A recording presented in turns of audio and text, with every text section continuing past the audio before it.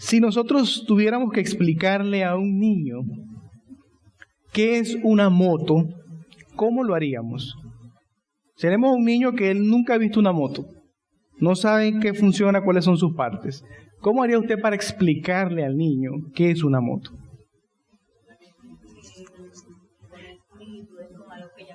Similitudes con algo conocido. Empezaríamos a hablar de las partes, ¿verdad? Bueno, una moto tiene 2 ruedas como una bicicleta. Tiene también un manubrio de esta forma como una bicicleta.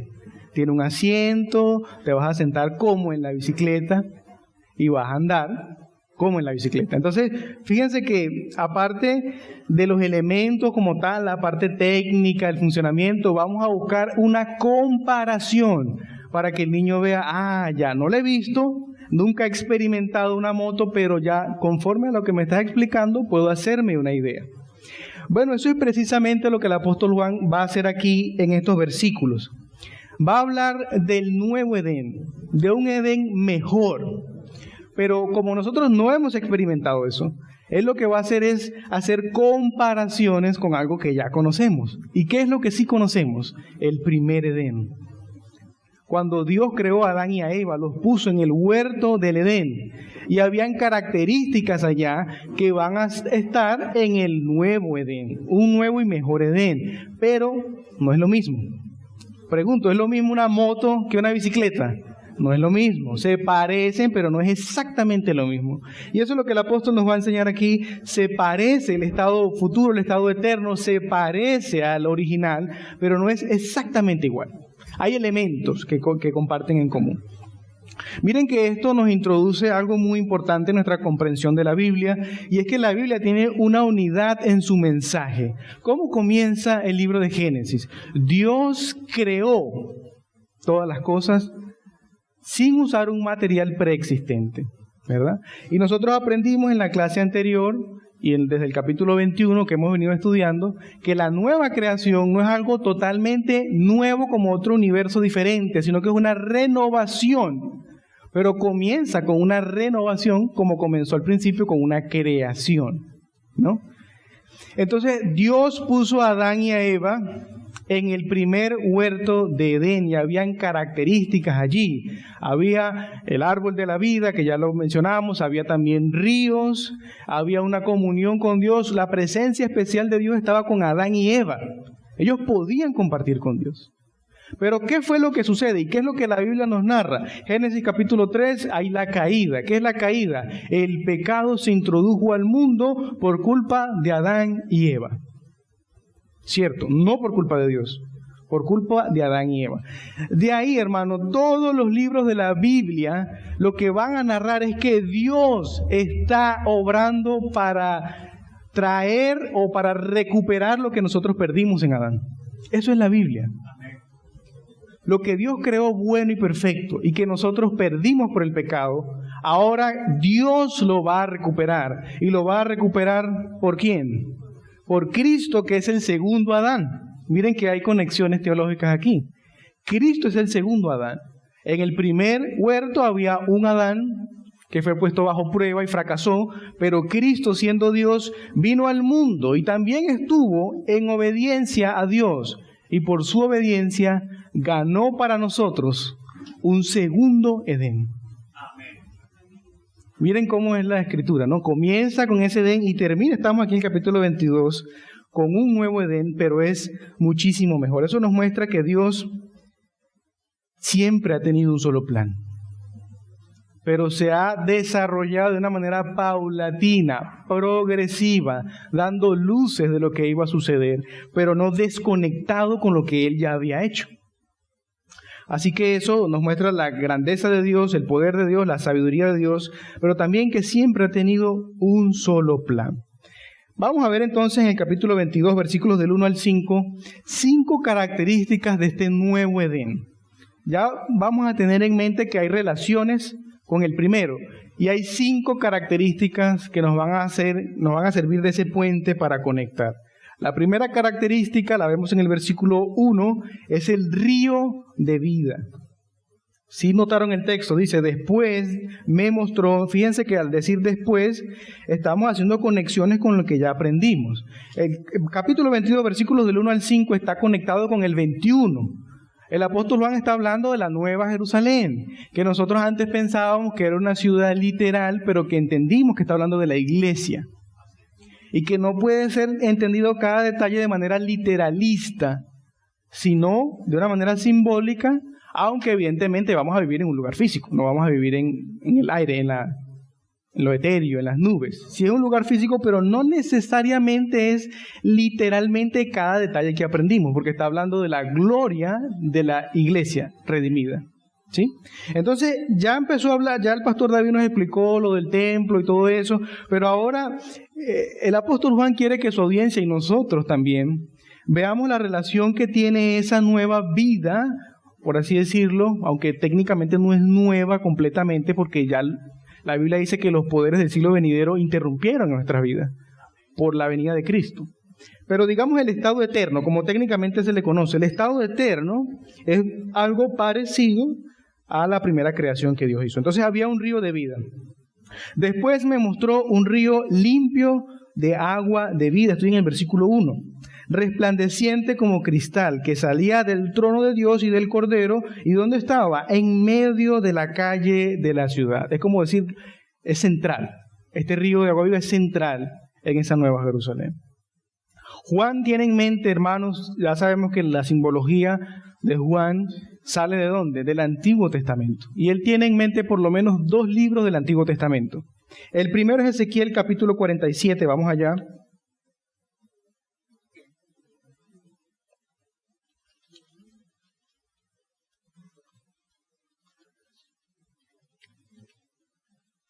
Versículos 1 y 9, voy a leer. Me hizo volver luego a la entrada de la casa. Está en el contexto de la visión del nuevo templo, ¿verdad? Ahí está Ezequiel. Es algo escatológico, es algo que no debemos esperar literalmente, que va a venir un templo a Jerusalén, la ciudad de Jerusalén, sino que está, una vez más, hablando de la iglesia glorificada. Miren, a la casa, estamos en ese contexto de la casa, sigue el versículo, y aquí aguas que salían de debajo del umbral de la casa hacia el oriente. Salían de debajo de esta casa, ¿no?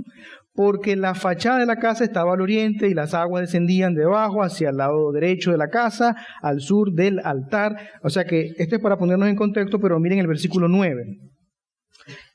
Y toda alma viviente que nadare por donde quiera que entrar en estos ríos, vivirá. Y habrá muchísimos peces por haber entrado allá estas aguas, y recibirán sanidad, y vivirá todo lo que entrare en este río. Aquí la enseñanza es vívida. Ustedes saben que en el contexto agrícola, los ríos representaban la vida. Un río no solamente lleva vida dentro, los peces, sino que también en sus alrededores. La flora, la fauna, las civilizaciones. Cuando uno está perdido, lo primero que le indican es consigue el río. Al conseguir el río, usted va a conseguir gente. El río abajo, bueno, hay otras especificaciones. ¿Pero por qué? Porque el río conlleva la vida, no solamente por lo que contiene peces, sino por lo que está a su alrededor. O sea que aquí el apóstol Juan quiere enseñar a la iglesia, incluyéndolo a usted y a mí, que en el estado eterno vamos a tener una vida muy preciosa, inagotable, una vida fresca y pura como agua cristalina. Esa es la idea de un río de agua viva, que no es algo estancado allí, sino que es algo fresco, puro. ¿Y qué es lo que nos habla la pureza en la Biblia? La santidad, ¿no? Y por eso también es cristalino, porque no va a tener pecado la vida futura. Noten que esta vida aquí, en este texto de Apocalipsis 22, no lo pierdas de vista, aquí dice que el agua salía del trono de Dios y del Cordero. A diferencia de lo que aparentemente dice Ezequiel, que salía de la casa, bueno, nosotros entendemos aquí, Juan está interpretando Ezequiel 47. No va a salir de un lugar físico, va a salir ¿de dónde? De Dios, porque Él es la fuente de la vida. No es de un lugar específico. Él es la fuente de la vida. Y dice, se asegura de mencionar también al Cordero. ¿Se da cuenta? El trono de Dios y del Cordero. O sea, de la soberanía de Dios, del poder de Dios que va a estar en medio de la ciudad o en medio de su iglesia. Dios va a usar esa soberanía y ese poder para disipar vida eterna a los que están a su alrededor. Es un poder eterno, es una vida eterna que fluye del mismo manantial, donde no hay intermediarios. Es algo muy precioso. Y el hecho de que incluya al Cordero nos debe recordar, Juan 1:4 dice, en Él estaba la vida, y la vida era la luz de los hombres. ¿De quién está hablando? Del Verbo de Dios, que es Jesucristo. ¿Y Jesucristo qué dijo en Juan 14:6? Yo soy el camino, la verdad, ¿y qué? Y la vida. De Él proceden todas las cosas. Y Él va a estar en medio nuestro, hermanos. Y nos va a dar vida. Él es la vida. También tenemos otro himno precioso titulado así, ¿verdad? Fuente de la vida eterna. ¿Y cuál es la fuente de la vida eterna? ¿Un lugar? No va a ser un templo físico, sino la misma presencia inmediata de Dios. Y cuando digo inmediata, lo digo en el sentido de que no tiene medios. No es otro lugar distinto, no hay necesidad, ya lo vamos a ver, de un intermediario, sino es algo inmediato. Pero como les dije hace un momento, Juan no solamente tiene en mente Ezequiel 47. ¿Qué tiene en mente Juan? Génesis también, el libro de Génesis. Cuando Dios creó a Adán y a Eva y los puso en el huerto, en el jardín del Edén, allá también habían ríos. Génesis, vamos al capítulo 2.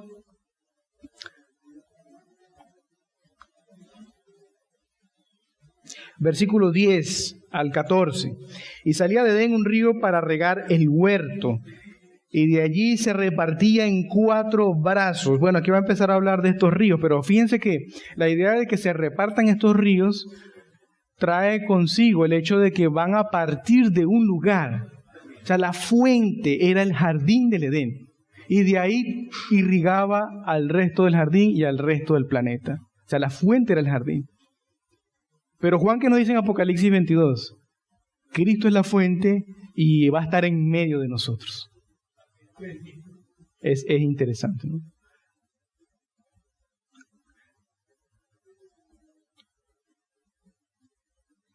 ¿Por qué es mejor este segundo Edén que el primero?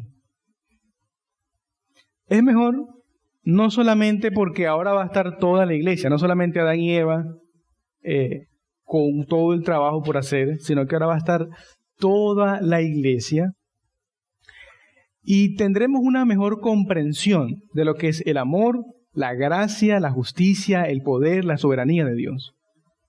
Miren, Adán no sabía lo que costaba la vida. Él era perfecto, pero no sabía lo que es la misericordia de Dios. No sabía lo que es la gracia de Dios para salvar a un hombre. En cambio, la iglesia, nosotros cuando estemos en el nuevo Edén, el nuevo y mejor Edén, vamos a valorar más la vida, hermanos. Porque Dios nos rescató de la muerte, porque sabemos lo que es estar perdidos, condenados bajo la ira de Dios, y va a ser un privilegio de la gracia de Dios tener vida eterna. Por eso es mejor el segundo Edén. Hay una mejor comprensión en el pueblo de Dios y por eso tiene sentido el plan de Dios. A veces nos preguntamos por qué Dios no simplemente hizo las cosas perfectas al principio, inmutables, no perfectas porque eran perfectas, sino inmutables para que nunca nada cayera, porque Dios quiso en su soberanía revelarse. Y uno de sus atributos es la gracia, la misericordia, que Adán no comprendía. Ahora nosotros podemos dar mayor gloria a Dios de lo que podía hacer Adán. Ven la grandeza del nuevo Edén, hermano. Es algo trascendental. Es algo maravilloso. Vamos a la segunda característica. El texto sigue diciendo que a uno y otro lado, tiene el versículo 2, luego de que menciona que el río está en la mitad, como siendo algo central, dice que a uno y a otro lado del río estaba el árbol de la vida. No nos vamos a enredar aquí, bueno, si es un árbol, ¿cómo está a la derecha, a la izquierda? Si es uno solo, porque esto es simbólico, una vez más. Si vamos a Apocalipsis y nos vamos con el literalismo, no vamos a llegar a ningún lado. El texto, de hecho, que Juan tiene en mente de Ezequiel 47, enseña que habían muchos árboles, en realidad. Vamos allá. Ezequiel 47, versículos 7 y 8. Y volviendo yo vi que en la ribera del río había muchísimos árboles, a uno y a otro lado. Y me dijo, estas aguas que salen de la región del oriente y descenderán al Arabá y entrarán en el mar, y entradas en el mar recibirán sanidad las aguas. Entonces, no nos vamos a confundir y enredar con eso de que es uno o son muchos. La idea es que está presente este símbolo del árbol de la vida. Era literal en Génesis, ¿verdad? Pero aquí estamos hablando de algo simbólico que apunta a una realidad mayor. El árbol significa la provisión abundante de Dios en lo físico y en lo espiritual, en todo sentido, hermano. Es una provisión directa de Dios. Es una provisión, como dice un autor, plena para toda la necesidad del pueblo de Dios y para todo el pueblo de Dios. Tenga en mente que para el contexto de Juan, había una lucha entre los judíos y los gentiles en cuanto al reino de Dios. Los judíos siempre despreciaban a los gentiles, ustedes no saben nada del reino, en fin. Pero aquí, con esta imagen de este árbol que tiene 12 frutos y que da vida plena a todos los hijos de Dios, se debe quitar esa idea de que la provisión de Dios es para un pueblo particular. Es para la iglesia cristiana, conformada por judíos y por gentiles, para todos sus hijos, y por igual. Pero esto es muy hermoso porque de manera negativa nos enseña que no habrá una necesidad física. Y recuerden el contexto de las 7 iglesias. No habrá una pobreza, una hambruna, falta de justicia, que ya lo vamos a ver más adelante, sino que vamos a estar plenos. Yo creo que nosotros nunca hemos experimentado esto, hermano. De verdad, no lo creo. Porque aunque en un momento puede que no tengamos hambre, estamos careciendo de otra cosa. Y cuando logramos suplir esa otra cosa, carecemos de otra. Y así vamos toda nuestra vida. A medida que avanzan las etapas de la vida, van apareciendo necesidades y siempre estamos entonces faltos de algo. El Señor es misericordioso, lo provee, pero no vamos a experimentar eso en el nuevo y mejor Edén. Las necesidades van a ser satisfechas plenamente. Físicas, emocionales y espirituales. Eso es algo consolador. Era para ellos consolador y por supuesto para nosotros también. Alguien puede preguntar, bueno, ¿por qué dice el texto que va a producir sanidad? ¿Significa esto que nos vamos a enfermar? Entonces vamos a recurrir otra vez al árbol, vamos a ser sanados, va a ser como un ciclo. No, recuerden que el capítulo 21, vamos allá, versículo 4 dice, enjugará Dios toda lágrima de los ojos de ellos y ya no habrá más muerte, ni habrá más llanto, ni clamor, ni dolor, porque las primeras cosas pasaron. Entonces no es que, nos enfermamos, vamos al árbol, comemos, no. Y lo que está diciendo es que más nunca va a haber necesidad. Tampoco significa este árbol de la vida, cuando dice las naciones, que va a haber otra gente por ahí que no es cristiana y de vez en cuando va a ir a la presencia de Dios, pide socorro y se va y se desentiende de Dios. No es lo que significa. Estas naciones son la iglesia, que no solamente son judíos, son también gentiles que creen en el Señor Jesucristo. Más o menos me estoy dando a explicar. No son otras naciones por ahí que andan deambulando. Hay un estado eterno donde no habrá necesidad de ningún tipo. Ahora, mencionar el árbol de la vida no solamente nos lleva a Ezequiel, sino que también nos lleva a Génesis. En medio del huerto del Edén, donde Dios puso a Adán y Eva, había un árbol de la vida. Y yo quiero detenerme un poquito aquí. ¿Por qué un árbol de la vida si Adán y Eva eran perfectos? ¿Usted se ha preguntado eso? Porque Adán estaba en un estado de prueba. Si él obedecía a Dios y comía del árbol, iba a vivir para siempre en santidad. Lo que era mutable iba a ser inmutable. Una cosa es la perfección y otra cosa es la inmutabilidad. Él era perfecto, pero en términos gráficos es como si estuviera en la punta de una montaña. Coloque una pelota en la punta de la montaña. Teóricamente tiene un equilibrio, Y así se enseña también cuando uno ve física, lo enseñan. Es un equilibrio, pero es un tipo de equilibrio que está como esperando o caer a la derecha o a la izquierda. Pero si usted pone esa pelota en una curva hacia abajo, ¿hacia dónde se va a mover esa pelota? Hacia ningún lado. Va a permanecer ahí. Ese es otro tipo de equilibrio. ¿Se dan cuenta de lo que estoy diciendo? Entonces, una cosa era que era perfecto pero mutable, y otra cosa es que iba a ser inmutable si comía del árbol. Entonces, este árbol, y nosotros lo aprendemos cuando él cae, miren, esta es la misericordia de Dios que a veces nosotros el pecado no nos deja entender. Él come del árbol que no tenía que comer, del único que no tenía que comer. Entonces, viene el pecado al mundo. ¿Qué pasa si él ahora come del árbol de la vida en ese estado pecaminoso? Quedaría para siempre en pecado, imposibilitado de tener vida eterna con Dios. Pero como Dios es misericordioso, lo saca del huerto como un juicio, pero como una gracia para que no permanezca para siempre en ese estado caído. ¿Se da cuenta? Bendito sea el Señor por eso, porque había una redención para él y para nosotros. Entonces, este árbol de la vida nos lleva a pensar en Adán, pero no tanto, ya lo vamos a ver, como un estado de prueba, sino como una vitalidad. Comer del árbol también habla de vitalidad. Y miren el lenguaje que está utilizando Juan intencionalmente. Cuando nosotros leemos Génesis 3, 4 y 5 de las genealogías, la palabra más común allí es muerte. Muerte, muerte, muerte. Y vivió fulano y murió. Y vivió fulano y murió. Todos murieron. Pero aquí el lenguaje de Juan es vida, ríos de vida, ríos, árbol de la vida, todo es vida, es vitalidad, es permanencia en Dios, plenitud, comunión con Dios sin interrupciones, el árbol de la vida.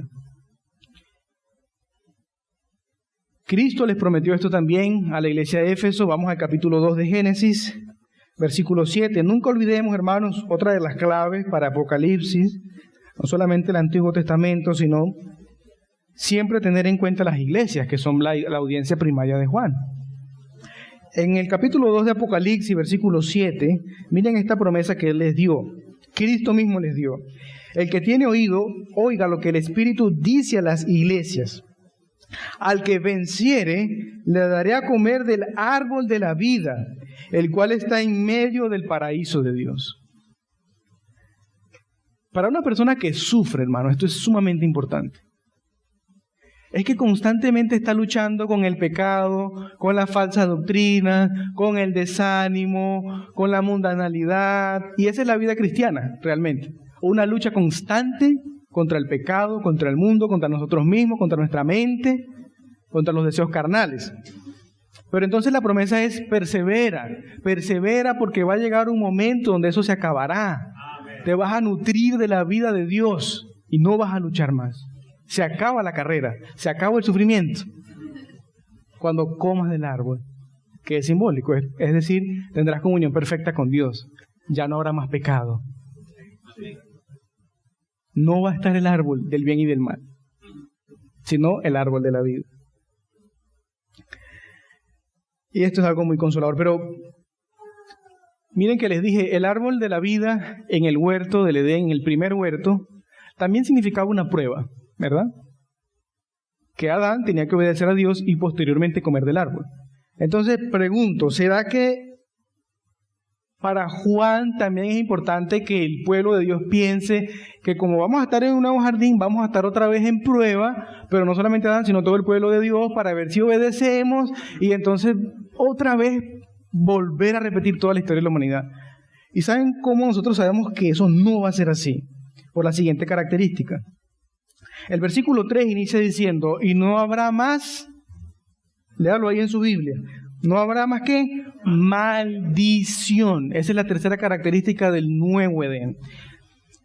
Esta característica se basa en Zacarías 14:11. Ustedes lo pueden ver allí en pantalla. Y el profeta Zacarías lo que contrapone es, yo creo que lo vayamos y lo leamos, porque es un texto bonito. Miren, vamos a leerlo y ustedes van a responder qué contrapone él con la maldición.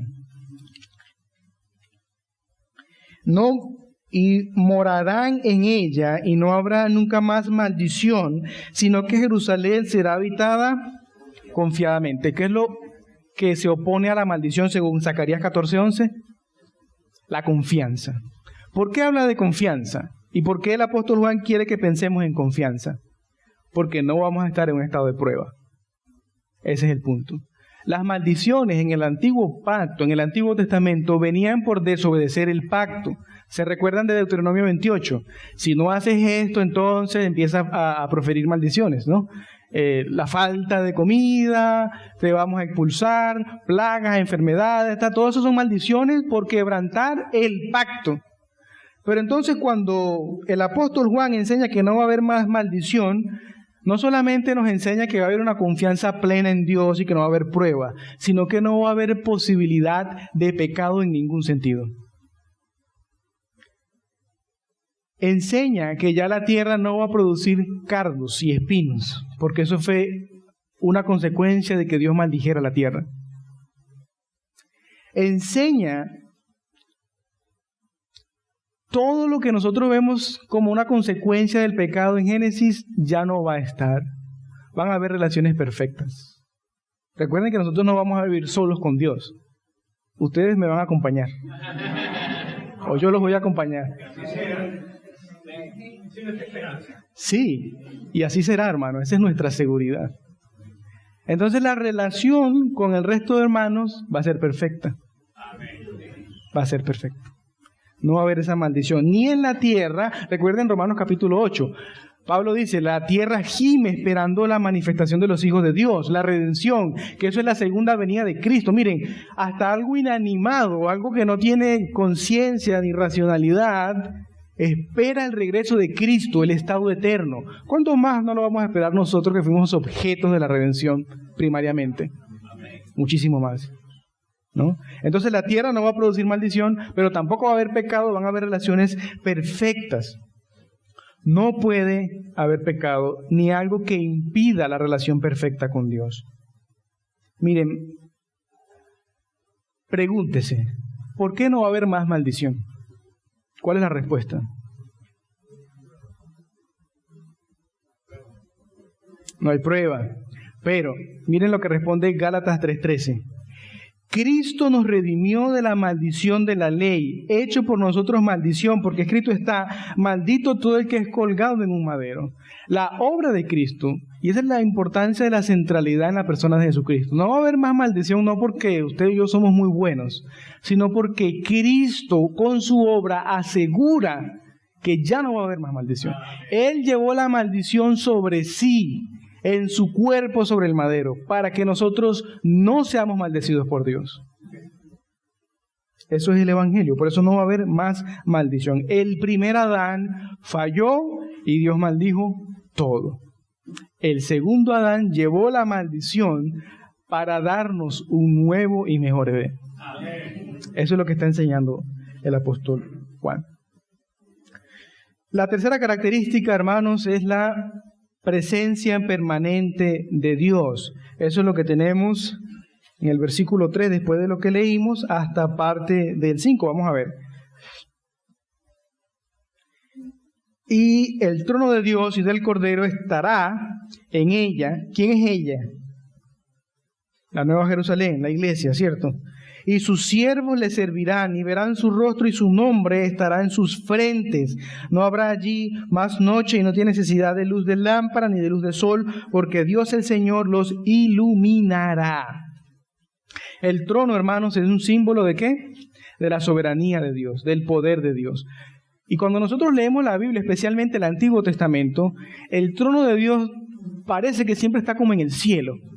No, cuando Isaías tiene esa visión en el capítulo 6, dice que vio los cielos abiertos y vio a uno sentado en el trono, que es una prefiguración de Cristo. Pero lo que quiero entender aquí, lo que quiero explicar aquí, es que en la Biblia, el Antiguo Testamento especialmente, muestra el trono como en el cielo, como en otro lugar. Pero ¿qué dice Juan acerca del estado eterno? Ya no va a estar en otro lugar, va a estar en medio de ustedes. O sea, el centro del poder y del gobierno de Dios va a estar en medio nuestro. Esto es nada más y nada menos que el cumplimiento perfecto de esa parte de la oración modelo: venga tu reino, hágase tu voluntad, así en la tierra, así en el cielo como en la tierra. Bueno, seguro se va a hacer la voluntad de Dios, porque su reino vino y su trono va a estar en medio de su pueblo. ¿Se da cuenta? Soberanía y poder desde el pueblo de Dios hacia toda la tierra. Y eso debe ser algo muy consolador. Recuerden que las iglesias de Apocalipsis estaban sufriendo persecución por otros reinos. Pero entonces, al asegurarnos esto, que tiene conexión con la última característica, nos va a decir que entonces la gran Babilonia ya no está, que la injusticia no va a existir, sino que los hijos de Dios estaremos tan cerca de Dios, tan cerca de su trono, que no vamos a experimentar ningún otro tipo de injusticia. Miren, aquí debemos recordar algo que nos enseñó, creo que el pastor Luis. Cuando se hizo la distribución del terreno en el Antiguo Testamento, a cada tribu se le dio un terreno, pero hubo una tribu que no se le dio ningún terreno. ¿Cuál fue? La tribu de Leví. ¿Y cuál era la herencia de la tribu de Leví? Dios mismo era su herencia. Bueno, esto es un cumplimiento de eso. Tener a Dios, hermanos, es la mayor bendición de todas. Amén. Nunca podemos nosotros desear los beneficios de Dios sin tener a Dios. O sea que esa vida eterna, tan plena, tan dichosa, esos ríos de agua, el árbol de la vida, no tener maldición, no tener nunca más una prueba, estar seguros del estado eterno que es inmutable, son gloriosos o son gloriosas esas promesas porque Dios estará allí. Porque salen de la presencia inmediata de Dios. Y esa es la mayor bendición de todas. Nosotros vimos en el capítulo 21, y lo vemos a lo largo de toda la Biblia, que la esencia del pacto que Dios hace con su pueblo para salvarlo es que Él será nuestro Dios y nosotros seremos su pueblo. Que esa presencia especial de Dios, que antes estaba velada por el lugar santísimo, o por el tabernáculo, o por un evento especial, ya no va a ser así más nunca en la vida. ¿Por qué? Miren lo que dice el versículo. Verán su rostro. Algo que nunca nadie ha experimentado en ningún momento de la historia humana. Tan plenamente como va a experimentar acá. Cuando Moisés pidió esto, se le dijo que no.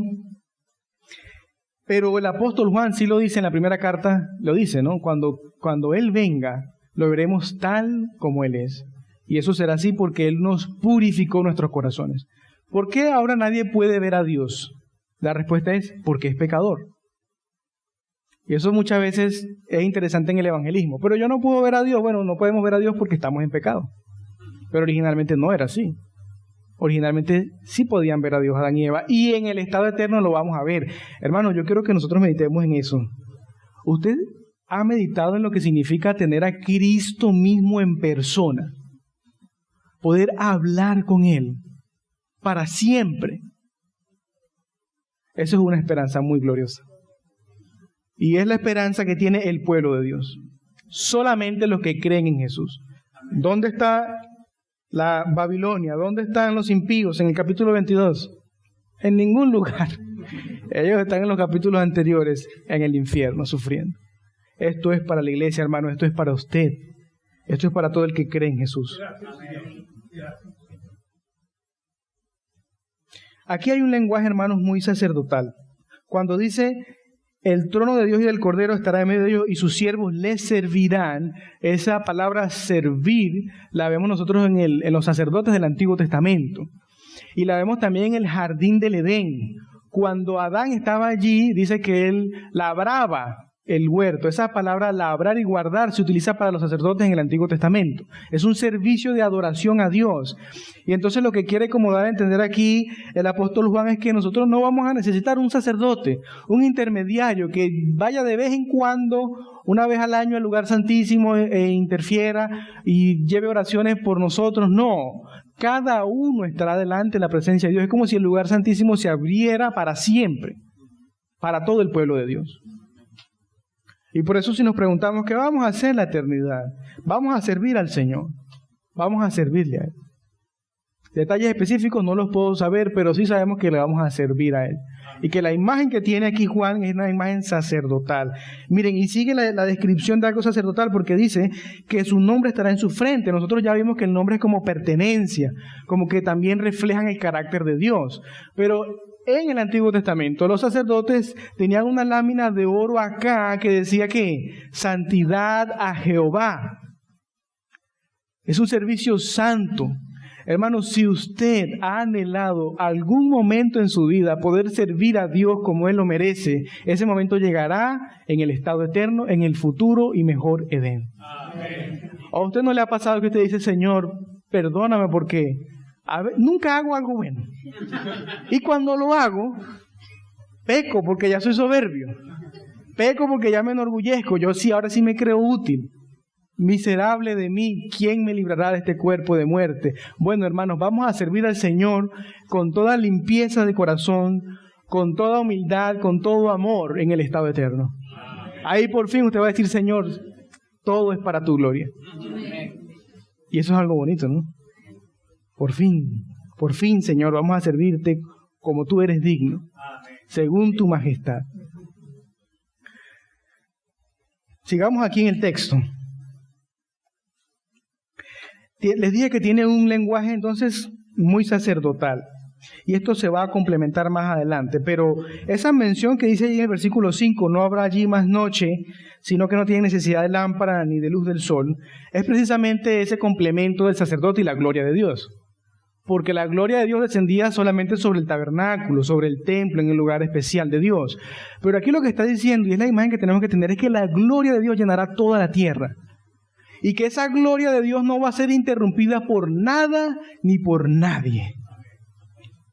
Es como si nosotros estuviéramos siempre dentro de esa nube. Es como si nosotros estuviéramos siempre en la transfiguración, siempre maravillados de la gloria de Cristo, nunca interrumpida por el pecado, por nada ni por nadie, sino que siempre experimentaremos la gloria de Dios. Como un ejercicio de servicio, pero también como una consecuencia de su presencia especial en medio de su pueblo, que es la promesa más gloriosa. Esto también tiene conexiones con las 7 iglesias. A la iglesia de Filadelfia se le prometió ser columna en el templo de Dios. ¿Qué significa eso? Bueno, si usted fuera un sacerdote en el Antiguo Testamento, quisiera ser la columna que edificó el lugar santísimo, para estar siempre allí, en la presencia de Dios. Y esa es la imagen que tiene. Vas a estar permanentemente en Él, cerca de Él. La gloria de Dios siempre, no hay interrupciones. Recuerden que esto no se puede interpretar literalmente, aunque Zacarías sí habla de un día eterno, y nosotros creemos que las cosas van a ser un poco diferentes como nosotros las medimos ahora en años, tiempo, meses, días. Lo que aquí quiere enseñar ciertísimamente es que la gloria de Dios no va a haber interrupciones con el pueblo de Dios. No va a haber interrupción.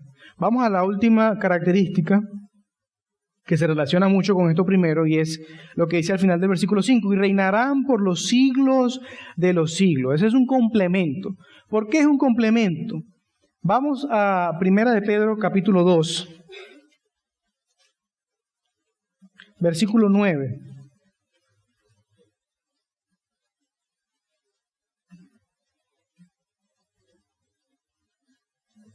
Miren lo que dice el apóstol Pedro. Mas vosotros, ¿quién sois vosotros? La iglesia del Señor. Sois linaje escogido, real sacerdocio. Ahí está, las dos cosas juntas. Real, y aquí real no significa de verdadero, sino de realeza. Real sacerdocio, nación santa, pueblo adquirido por Dios, para que anunciéis las virtudes de aquel que os llamó de las tinieblas a su luz admirable. Y es lo que, Pedro tiene aquí una conexión con Éxodo 19, que es precisamente el preludio a ese experimento del monte Sinaí, donde Dios da la ley y todo lo demás. Lo que quiere decir es que Dios siempre ha llamado a su pueblo a servirle como reyes y sacerdotes. Pero es servirle a Él. Y esa es la diferencia entre la teología de la prosperidad y la teología bíblica. porque no son reyes independientes que hacen su voluntad y que todo gira en torno a ellos. Son reyes como Adán, que administraban la creación de Dios, para la gloria de Dios, no para su propia gloria, porque el reino es de Dios, no es nuestro reino. Y eso lo va a repetir el mismo Juan, no es un invento que les estoy diciendo. Miren el capítulo 1, versículo 6 de Apocalipsis. Si decimos que tenemos comunión con Él, perdón, estoy en primera de Juan, es Apocalipsis 1, 6. Ya los iba a exhortar por otro lado. Versículo 6. Y nos hizo reyes y sacerdotes para Dios. Ahí está el propósito. Para Dios su Padre. A Él sea gloria e imperio por los siglos de los siglos. Amén. Capítulo 5, versículo 10. Miren, esto es una expresión de la alabanza que viene desde versículos anteriores. Pero el versículo 10 dice, y nos ha hecho. ¿Quién nos ha hecho? Ya sabemos que es Cristo. Para nuestro Dios, reyes y sacerdotes, y reinaremos sobre la tierra. Una vez más, ¿en qué contexto estaban las iglesias del Apocalipsis? Sufriendo por los reinos impíos, teniendo que convivir con la injusticia, con leyes que salían desde el gobierno para perseguirlos, para impedirles el trabajo justo, para promover el pecado, la fornicación, el adulterio, las cosas inmundas, son las que promueve el reino de las tinieblas. Pero entonces, miren cómo se nos pinta el nuevo Edén. Va a ser el reino perfecto de Dios, la consumación del reino de Dios, donde no van a haber leyes injustas, donde las autoridades no nos van a llevar al pecado ni nos van a incitar a ello, sino que estaremos en toda justicia, en toda paz, en toda perseverancia con Dios. ¿Por qué dice la Biblia que oremos por los gobernantes de este mundo? Para vivir quieta y reposadamente. Bueno, esa vida quieta y reposadamente, solamente de manera perfecta, la vamos a vivir ¿dónde? En el nuevo y mejor Edén. No va a haber luchas con el gobierno. ¿Recuerdan la bestia? Esa bestia impía que usa su poder para el mal. Ya no va a estar la Babilonia. ¿Dónde va a estar el dragón? En el infierno.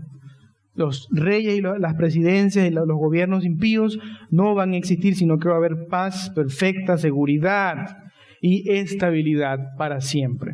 Vamos a concluir. Bueno, esto se menciona también en Tiatira y en la Odisea. Podemos leer esos versículos que son bastante interesantes. Capítulo 2, versículo 26. Al que venciere y guardare mis obras hasta el fin, yo le daré autoridad sobre las naciones, y las regirá con vara de hierro, y serán quebradas como vaso de alfarero, como yo también la he recibido de mi Padre. Es decir, que el reino eterno será posible por la unión con Cristo. Reinamos porque Él es nuestro Rey, y porque somos su pueblo. Vamos al capítulo 3, versículo 21. Al que venciere le daré que se siente conmigo en mi trono, así como yo he vencido y me he sentado con mi Padre en su trono. O sea que Apocalipsis 22 sigue siendo un complemento de estas promesas que se le hacen a las iglesias, para que perseveren, hermanos, y esto es vital para el sufrimiento. Si usted ha sufrido, si usted conoce un creyente que está en el lecho de muerte, o un creyente perseguido por las autoridades civiles, ¿qué puede usted leerle de la Biblia? Bueno, ya tenemos un libro más. Nuestra Biblia ya no tiene 65, sino 66 libros. Podemos leer Apocalipsis. Podemos leer Apocalipsis 22, 1 al 5. Hermano, persevera en la fe. Que no te inundes de dudas con respecto al plan y las promesas de Dios. Persevera en lo que Él ha prometido. Algún día estaremos en la perfección. No esperemos que ahora haya perfección en esta vida. Esa perfección va a venir cuando Cristo regrese. Y por eso la iglesia va a decir en el capítulo 22, sí, Señor Jesús, ven. Ya no queremos más sufrimiento. Y eso es lo que el Señor promete en el nuevo y mejor Edén. Vamos a concluir con algunas cosas resumidas. ¿Qué es lo que hemos visto acá en Apocalipsis 22? 5 características del nuevo y mejor Edén, con conexiones a otros libros del Antiguo, pero especialmente a Génesis capítulo 1, 2 y 3.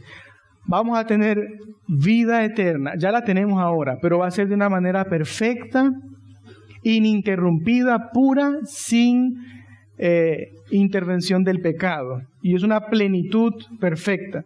Provisión plena en lo físico y en lo espiritual para todos por igual y para siempre. No va a haber maldiciones, no va a haber pruebas, la tierra no va a ponerse en contra de nosotros, ni las relaciones van a estar rotas, sino que todo va a ser perfecto. Y lo más especial de todo, la presencia especial, ininterrumpida e inmediata de Dios en medio de nosotros. Y eso va a ocasionar obviamente un servicio digno de su majestad. Finalmente, no va a haber rivalidad ni injusticia de ningún tipo, sino paz, seguridad y confianza, porque el reino de Dios se consumará de una vez para siempre. Amén. Oremos.